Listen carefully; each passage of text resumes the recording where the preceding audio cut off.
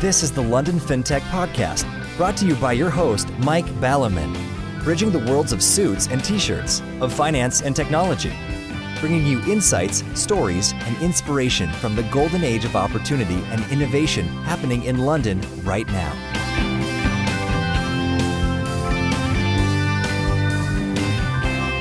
Hi, this is Mike Ballerman, and this is London Fintech Podcast, episode 005. On the show today, I'm delighted to welcome Jon Vollemaere, CEO of R5FX.com.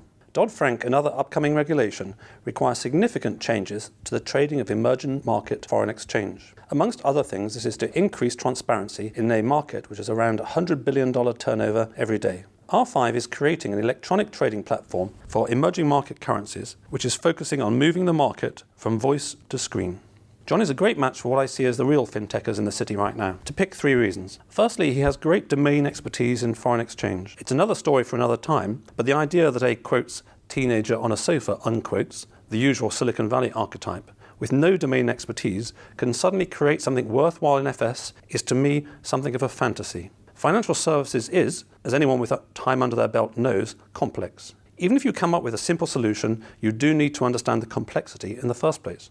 Secondly, he's been involved in a variety of creative gigs over his career. As ever larger corporates in financial services become de facto more and more like processing machines, it gets ever tougher to innovate from inside the machine, and thus creativity is getting squeezed out and emerging in these new fintechs. Thirdly, Jon is a top bloke. Having lunch with him recently, he was, for example, explaining to me the protocols of Albanian weddings, a topic about which I am strangely unfamiliar. I was reminded of the city in the 1980s when everyone had something interesting to say outside of financial services as well as within it. Indeed, it is no surprise that the most creative folks do have the widest horizons. Very tough to be creative if you wear blinkers. So let's get on with the show. Hi Jon, thanks for joining me today. Hi Mike, thanks very much. Before we get into the show, as usual, I'd like to sort of ask about where you've been, but maybe, as I've raised the subject, maybe you want to share with the listeners, in case it's ever of relevance to them, some of the secrets of Albanian weddings, perhaps. Well, I'd like perhaps first stress that it wasn't my Albanian wedding. I was merely a guest. My cousin's Albanian wedding. Yeah. But it was an awful lot of fun, and Granddad's Raki was certainly the highlight of the entire event. But very unusual compared to, say, your average wedding in this country. I think, like we were saying the other day, that no sort of religious person at all. It was more sort of a my village, your village type kind of thing. But made for a great day out, it really was. I remember when I was at school, so this is quite a while ago, some chums of mine who wanted to go somewhere alternative managed to go on holiday to Albania in the late 70s, and they got tours of tractor factories and all that kind of stuff. I'm also curiously unfamiliar with Albanian currency. What do they have over there, and is it one of your emerging market currencies you're trading? It is the Albanian lek, and of course, yes. It is not actually. It is not actually one of our launch pack. No disrespect for anyone from Albania, but it's not a heavily traded foreign exchange pair. And in terms of your background in foreign exchange, as I was saying, having something relevant in terms of really understanding a market before you innovate that market, how long have you been at this whole FX thing, and how come you've ended up where we are today in level 39? I'm more than 20 years now in the foreign exchange world. Started with Reuters for a long time in New York. Got transferred here to set up something. Left to join a startup called Currenex. Currenext. Yes. Well, currency. Back in the day, all the FX traders I knew had lots of lager and curry. Yeah. Well, Currenex was effectively what we would call today a fintech startup. Bunch of guys in a room from California, sold for several $100 million 7 years later. Which year are we talking roughly now? Or which year? That was the 2000. Okay. And then it sold in, I think it was 2007 for around 600 million. Yes, it's interesting. As I was saying in the first episode, fintech is something which has come to mean what it's come to mean pretty recently. And recently I was talking to Eddie George in one of the prior episodes. But everything kind of doesn't come from nowhere. And looking back, there are all sorts of things which with hindsight, you could call fintechs. No, absolutely. I mean, it's a new term for an old thing, perhaps. Probably the difference, though, is that it is a lot more open these days. You know, it was very, very hard to start your own financial technology company, and now that's a bit easier. Yeah. So you can scale really quickly. Servers are cheap to buy. You don't have to run your own one. Lots of things you can get. and more support for the ecosystem, as we'll come on to perhaps. And we're part of the ecosystem support here at Level 39, which is certainly getting a lot of attention in the media right now, and quite rightly so, for pushing ahead with initiatives to help London Fintech. Before we get on to the sort of the big thing then, so how come you and your chums set up R5? What led you to that? Desire or frustration, or both? The perfect scenario, I think. We were approached by a couple of banks who were, okay, hi, we're having a problem with this particular piece of the marketplace. We can't electronically price our customer in emerging market currencies because it's a voice-broked marketplace. There's the disconnect.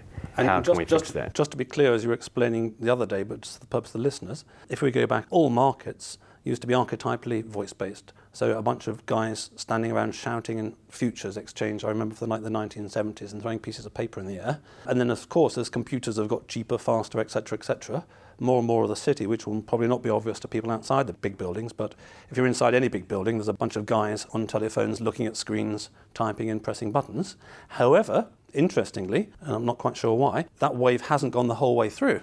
So there are still some markets which are basically trading pretty much as they would have traded in the Roman Empire. Mouth to ear, ear to mouth. Including Albanian Lex. No, I think that's part of the empire. You did right, you did right. There are some fabulous old Reuters photos of guys with 6 telephones in their ears and another 10 telephones in front of them. And along came Reuters Dealing, which was effectively the first chat room, then electronic trading itself. We're on perhaps, the 10th version of that now. And during that time, pockets of the market, like you say, didn't really get adoption in it. Options is another area. So up until recently, that was still very manual. Now that's fully electronic. Same with our area in emerging markets. Now we're offering the electronic alternative. So again, fortunately, it does happen to tie in with what I was saying at the beginning, which is that with your basis of 20 years experience inside the industry and the basis of having seen the journey of other markets from blah blah to typing on screens or pressing buttons or whatever, the patterns are all there. And so just simplifying your task, in a way, very simply, in a way, all you need to do is, quote, execute, which makes it sound very simple, of course.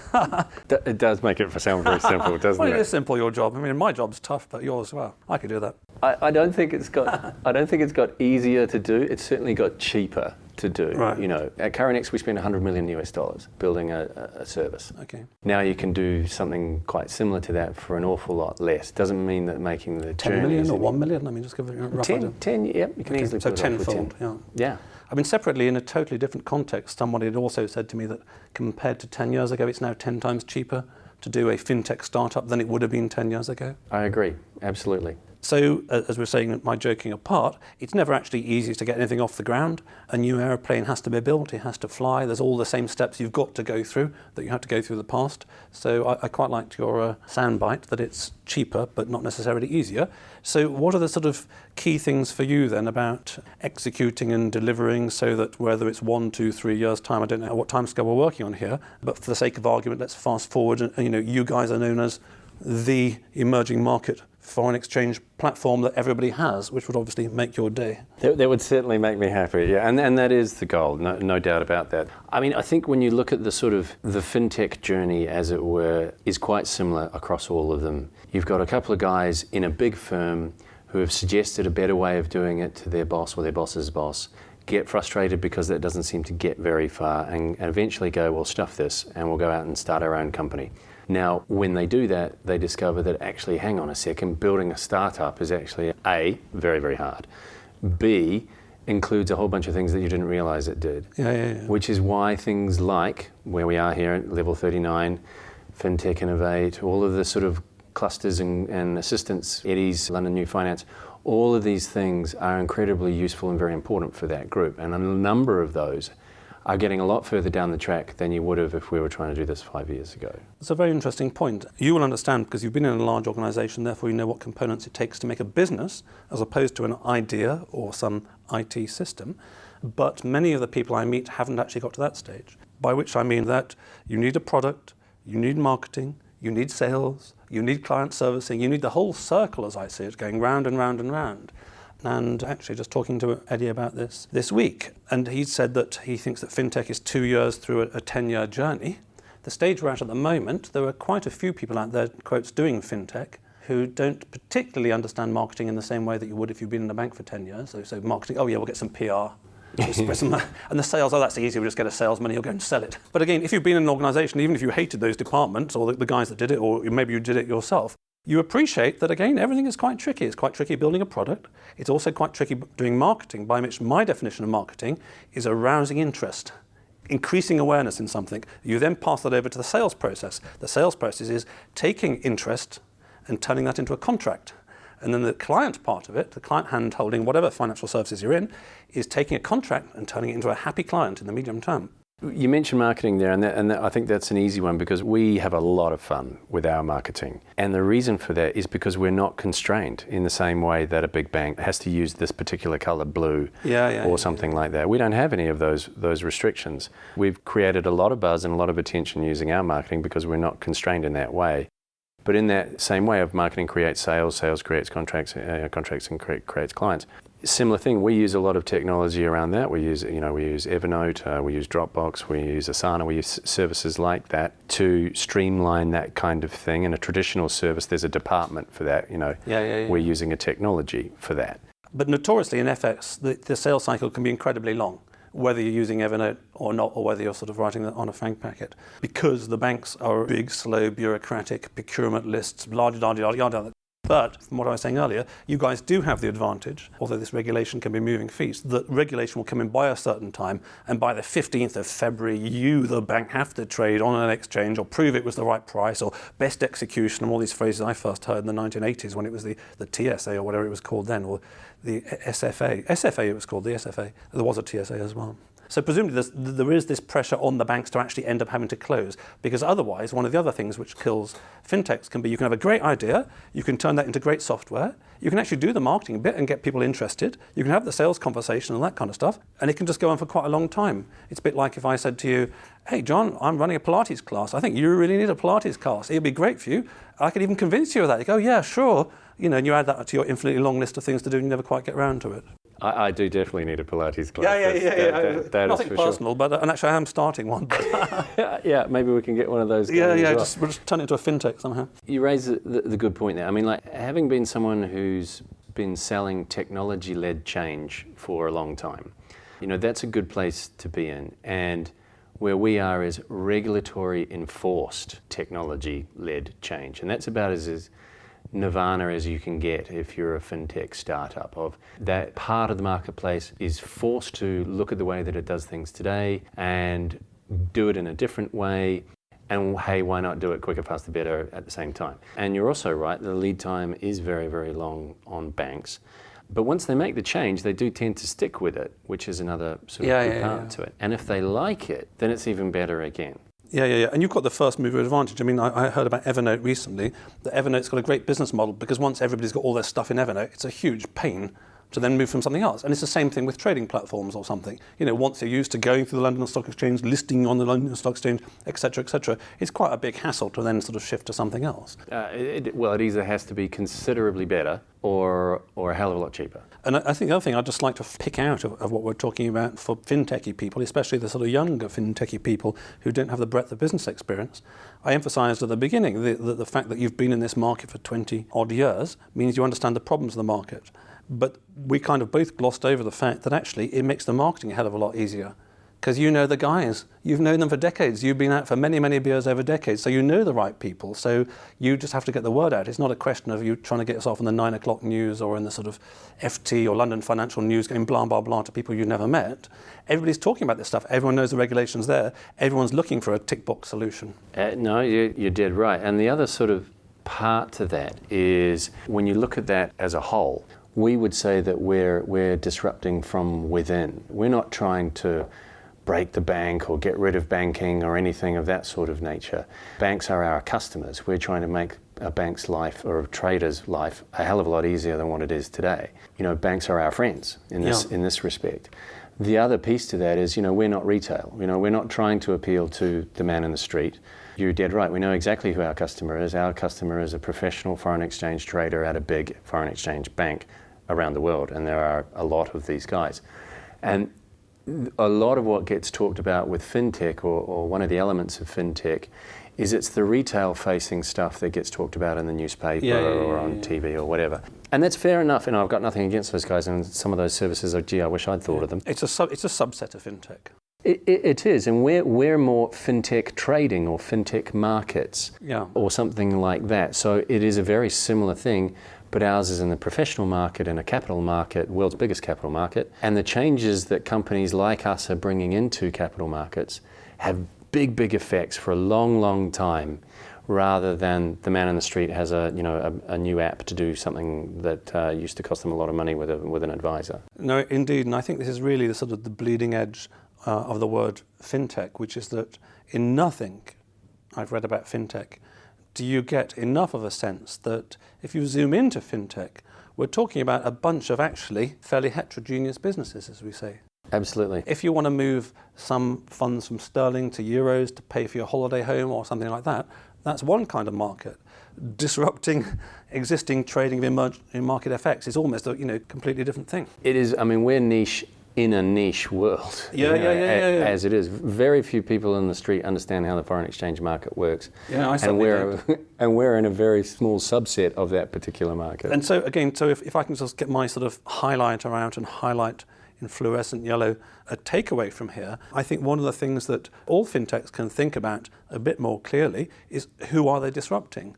Going around meeting people and drinking coffees and trying to find all the people that need Pilates and can come on the show. 9 out of 10 people don't get to the show, and a lot of those really don't understand that. I mean, a lot of them that I've met, for example, are not trying to disrupt financial services. They're trying to disrupt software vendors into financial services. Someone will say, I've got this software, I'm sure it's fantastic, and I want to sell it into a bank, and can I help them? Well, maybe. But actually, they are not disrupting financial services, no reason you have to. They're disrupting software vendors. Now, that's okay, but the most important thing is you've got to know who the competition is. Now, if you think your competition is Citigroup and HSBC, good luck to you, because it's not. Your competition is SunGard and Murex, Lombard Risk, those kind of people.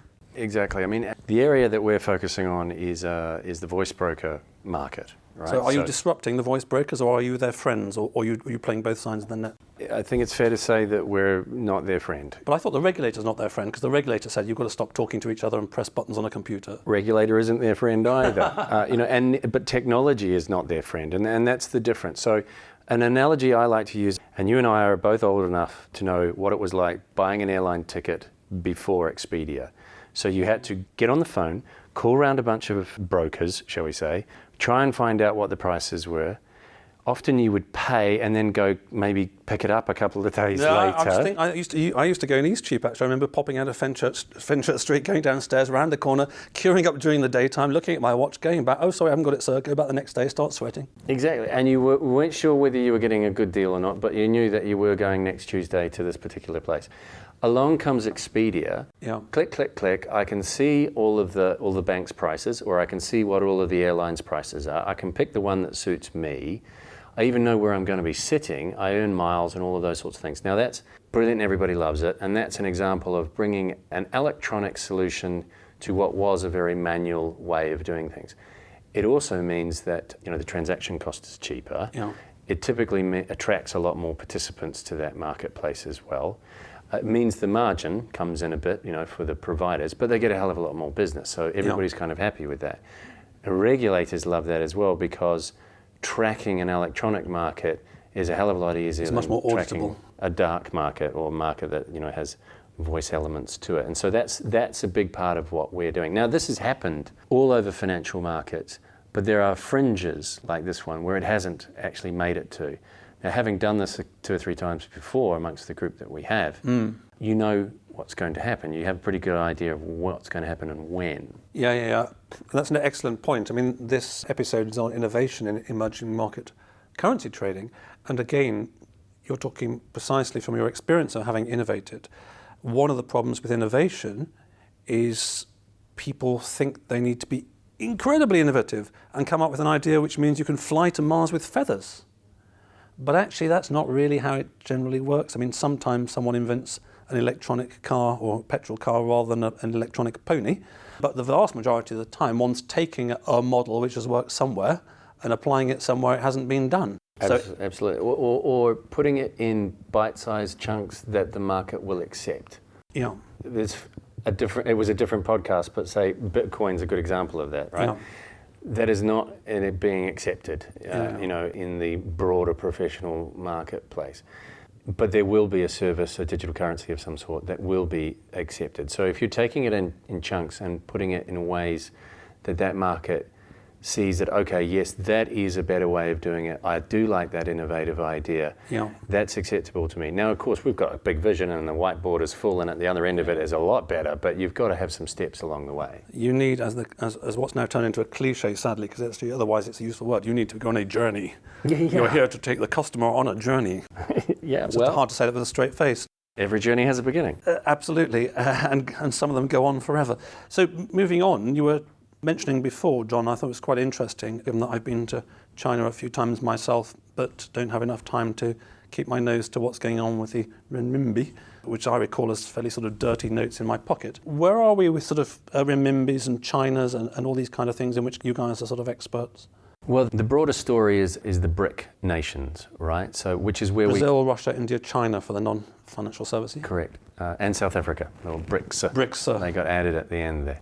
And that's where we get our name from. All of those currencies start with the letter R. Yes, the first time I came across you, I thought, why have they got a stupid name, RSFX? When the first thing was actually it was due to my sort of lack of sufficiently smart eyesight, but it's R5FX. And then I couldn't understand why on earth you were called R5 until one day when I saw your website and it's renminbi, real, not Riyadh. Rand. Rupee. And the other one. The other one. Thanks a lot, mate. You're supposed to help me out here. Anyway, there are 5 Rs. And you're right. So if you look at the BRICS or the BRICS Bank, which is a new thing which is coming as well, 3/4 of it is China, right? The emerging markets story, most of it is about China and China's effect on those other nations and the rise of those other nations from a capital market point of view, from an economic point of view, political point of view, etc. So a large amount of our focus is on RMB or renminbi because that's where a large amount of the future marketplace will be. Renminbi, like a lot of those other currencies, not all of them, is heavily restricted. That's being opened up, it's being internationalized. People's Bank of China has a very particular approach that it's using. It's very clever. It's working very, very well. They're slowly but surely internationalizing their economy. And for us, that's an extremely important thing because when that currency is fully internationalized, it will have the same effect on the foreign exchange market that euro did when the euro came along. And so that's a great soundbite and a big statement. So what do we mean by that? I'm sure you're right, but... Well, if you parallel it perhaps with the euro and perhaps even before that, coming off the gold standard and the rest of it, Bretton Woods and etc., the euro took several currencies and overnight turned it into one. For better and for worse. For better and for worse. And despite attempts to break it recently, it's held up. Now, what that meant was, from a trading perspective, that was a big jump forward in electronic or technology as well, because you didn't need as many people, unfortunately. Yeah. The number of opportunities, the amount of hedging required was reduced. Yeah. The amount of capital flows, etc., increased quite greatly. Yeah. Same with China. You'll see China already biggest trading partner for most countries in the world. And it owns America anyway in terms of the debt. Statistics are massive. One of the best ones I ever saw was that over the last 20 millennia, China has been the world's biggest economy out of 18 of them. So right. For them, it's just, we're just coming back to the spot number probably one ever again. Since the British made them take our opium exports. They went downhill for a couple of hundred years. That was quite the trade, and walked away with Hong Kong as a result. But and so this has a big fundamental effect, and it will be certainly a top 5 very, very quickly, and a top 3 currency internationally as well. So for us, our focus on emerging markets, Brazil, Indonesia, India, etc., but also emerging currencies, and renminbi is an emerging currency. Okay. I understand. So I'd heard the phrase emerging currency before, but I never completely got my head around it, and I see what you mean, a currency that's changing. Doesn't happen very often. No, it doesn't happen very often, and I was actually just thinking, because I'm not quite sure why, but the more time goes by, everyone else seems to get younger. I've always stayed the same age myself, and everyone's got younger, but we were talking about the financial ecosystem, or the fintech ecosystem, support system. I saw a bunch of mentors recently, they were 20-something. I thought, oh my God, what do these guys know? Now, I'm sure they know a lot, but they'll probably know more in 30 years' time. So a lot of people listening to this may not have been around when the UK had exchange controls, as it did for most of my young life. In 1978, Margaret Thatcher removed exchange controls. Before then, you couldn't just go and take as much money as you like and buy your euros or your Deutschmarks. So this is a progress that economies do go through. And the second point to make, and again, people in the foreign exchange markets will know this, people outside not. For people outside, they might not quite understand how you can trade in things that are restricted. Because if you can't buy and sell them, how can you buy and sell them? Well, there were these things which have been around for a while called NDFs, or they're now called ENDFs, electronic NDFs. NDF standing for non-deliverable forward. If you don't know what it is, it doesn't really matter. But basically, it's a bit like being able to we decide to bet on a horse race, but we can't actually bet on a horse race. We can still agree amongst ourselves, if this horse wins and that horse loses, I pay you £5 or vice versa. So you don't actually need to trade in the currency. You don't actually need to, it doesn't actually create volatility in that currency. It's not illegal or anything funny like that. Not illegal at all. No, it's like a spread bet. Spread bet, so even better idea. It's like a spread bet on a currency. So like you say, there are certain countries in the world, actually quite a few of them, where they still have exchange controls. A lot of them were affected by the Asia crisis, and so still have that in place. If you're an importer or an exporter, that's one thing, but they're very heavy restrictions. So if you want to take a view or hedge a big equity position or hedge a big bond position, you go to the NDF market in order to do that.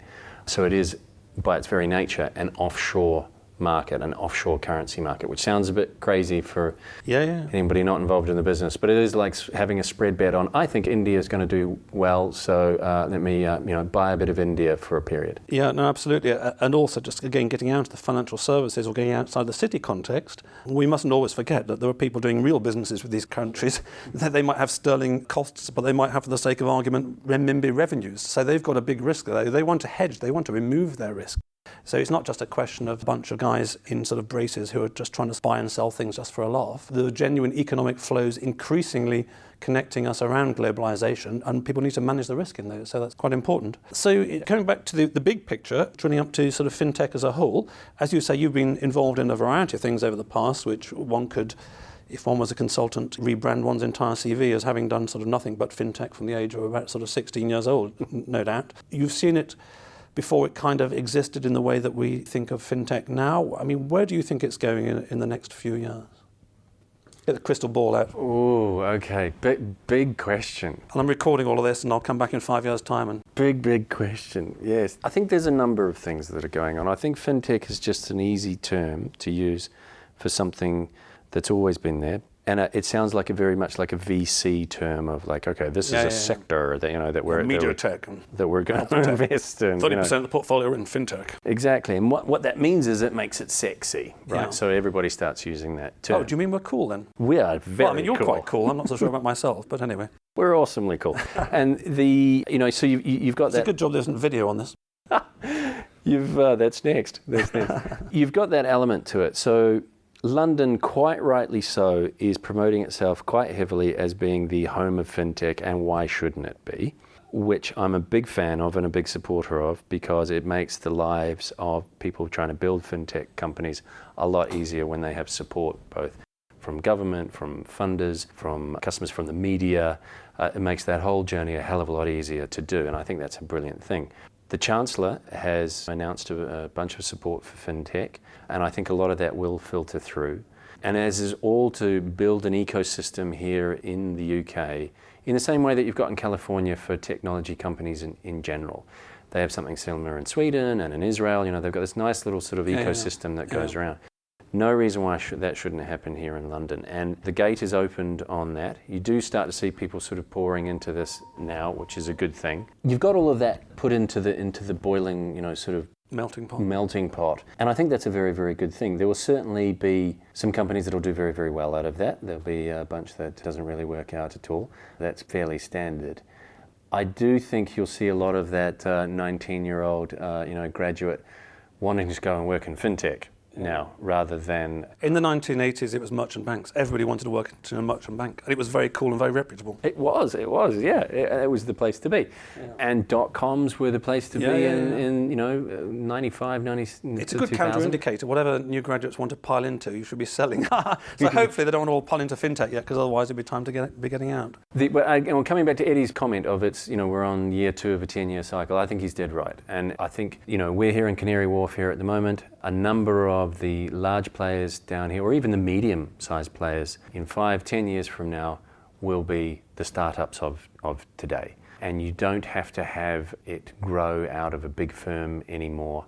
Literally a couple of guys in an office somewhere can pull it off and do it themselves. I think that's a very good note to end on, that we've not just gone through this quantitative change, i.e. it's 10 times cheaper to set up a fintech than 10 years ago.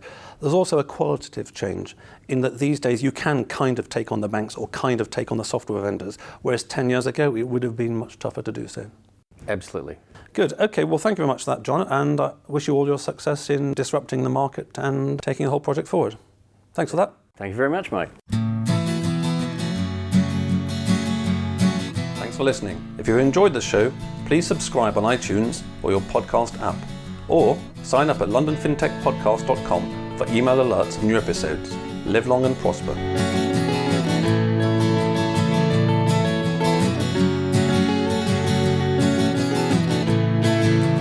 We could sit in a bend there all day, watching the firelight dance, watching the firelight dance. We could walk in the mountains before dawn, watching a happy moonrise, watching a happy moonrise.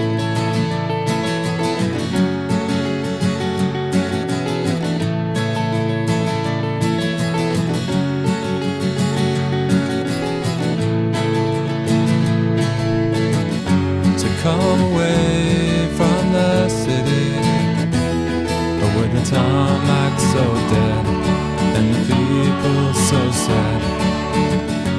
Come away from the city, with the faces so grey, with the pain of the everyday.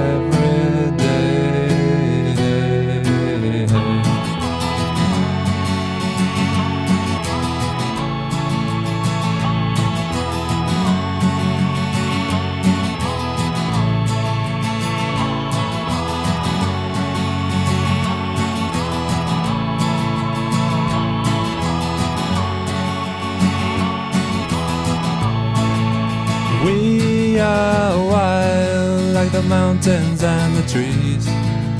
Can you see what I mean? Can you see what I mean?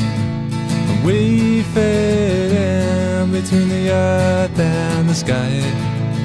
Kiss the city goodbye, wave the city goodbye, wave the city goodbye. Wave the city goodbye. Watch the firelight dance with me. Watch the firelight dance with me. Watch the firelight dance with me. Watch the firelight dance with me. Watch the firelight dance with me. Watch the firelight dance with me. Watch the firelight dance with me. Watch the firelight dance.